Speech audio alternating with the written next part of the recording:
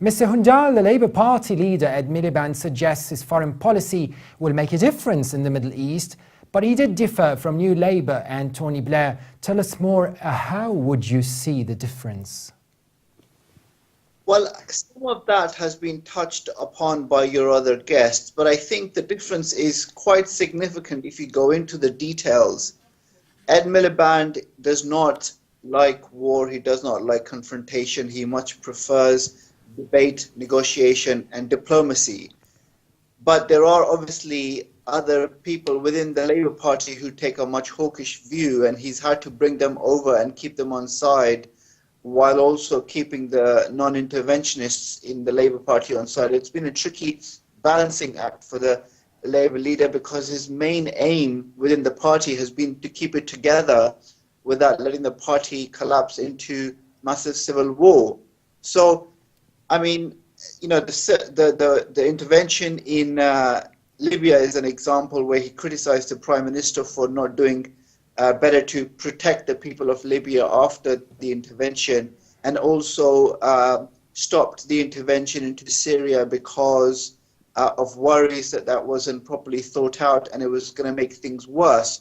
So he doesn't have, you know, unlike Tony Blair, he doesn't have a view which is we should always intervene, or we should always do this, we should always do that. He's very much of the view that we have to take each situation as it comes. We have to think carefully about whether it affects people, whether it helps them or not, whether the situation will be improved or not. And notably, he took a very different view from different Labour leaders in the past by not only saying that the Labour Party will recognize Palestine, but also criticized Israel quite strongly during its incursions into Gaza last time. So, you know, that he's taken a very different view from the Labour leadership in the past. But this has caused, as you just said, Mr. Hundal, a little bit of you know, varied opinion within the Labour Party, which needs, like you said, keeping together. But then again, there's someone here with his Labour Party, including different and varied, maybe perhaps contrasting views, and then he's a hopeful to be the Prime Minister. Now, assuming he won the elections, how cohesive will the Labour Party stay over his policies? Because we do know very well, especially over the state of Palestine, many Labour MPs were not, didn't really share the same views of Mr. Miliband. Yeah, it's always a difficult balancing act, because the Labour Party and, in fact, even the Conservative Party are broad churches.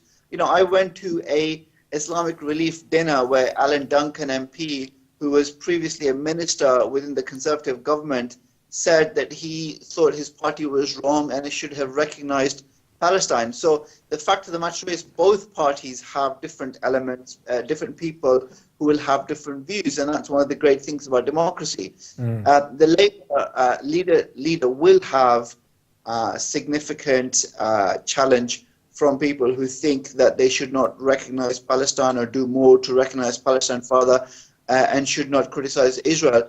But I think we now have an opportunity to push him further on this issue like never before. Yes. And also make the argument, and he's open to those arguments. Yes, and speaking of keeping the party together, do you think Mr. Miliband, would you think he has the leadership factor to keep the party together eventually?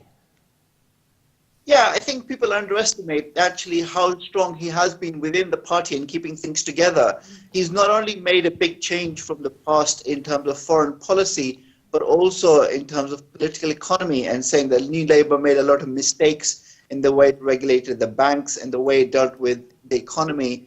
It's also changed policy quite significantly in other areas too. Immigration is another example. Europe is another example. Yes. So, and he's all this time managed to hold together a party which has quite significantly different people with different views.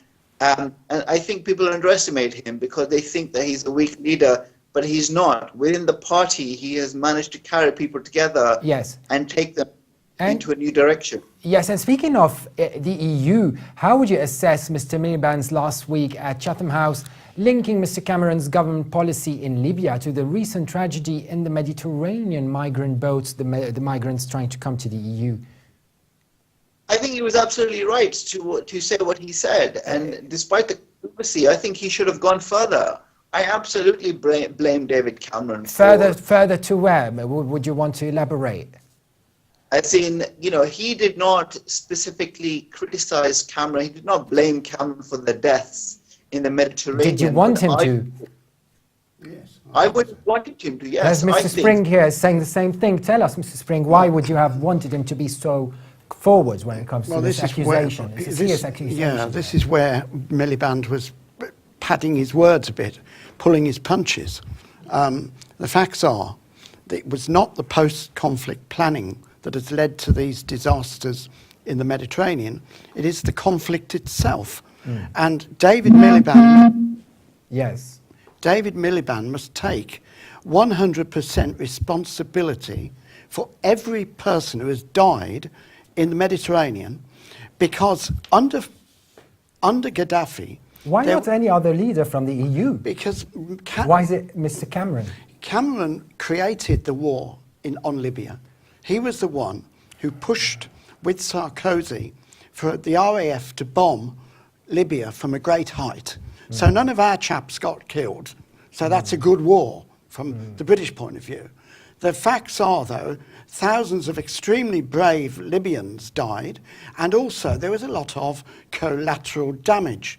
And then after that, the British went into Libya itself. The so-called freedom fighters, or whoever they were called, they were assisted by British and French special forces that went into Tripoli. They were even giving orders in English, go to the right, go to the left. And with the final lynching of Gaddafi, the SAS was very much involved.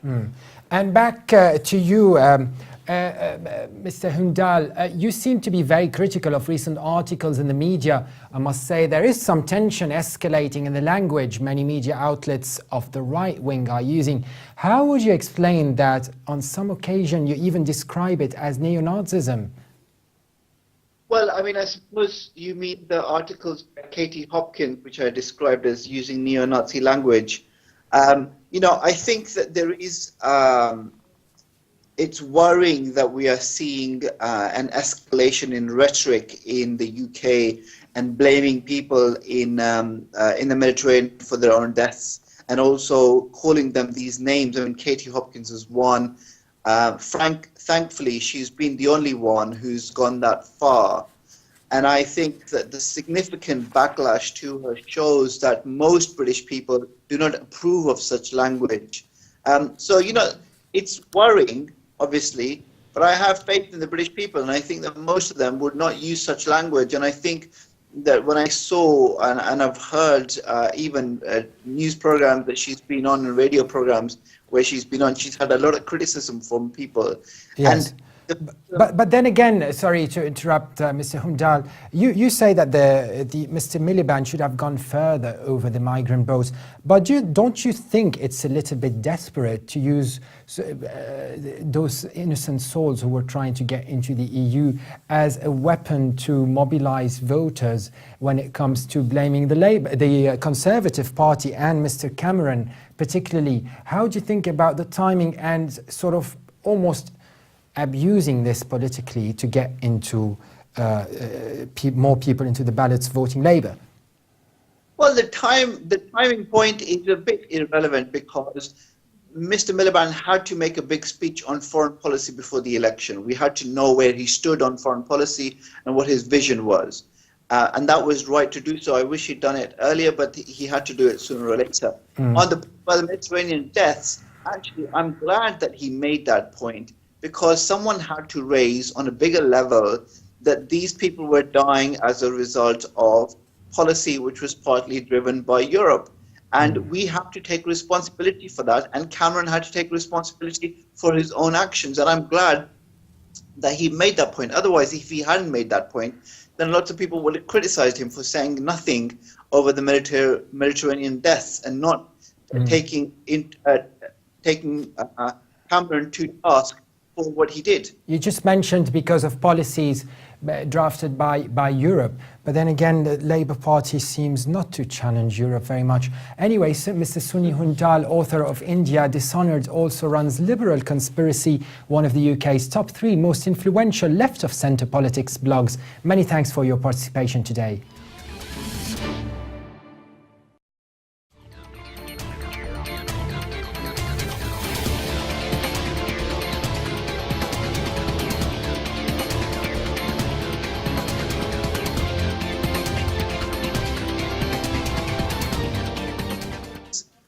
Ed Miliband does not like war, he does not like confrontation, he much prefers debate, negotiation and diplomacy.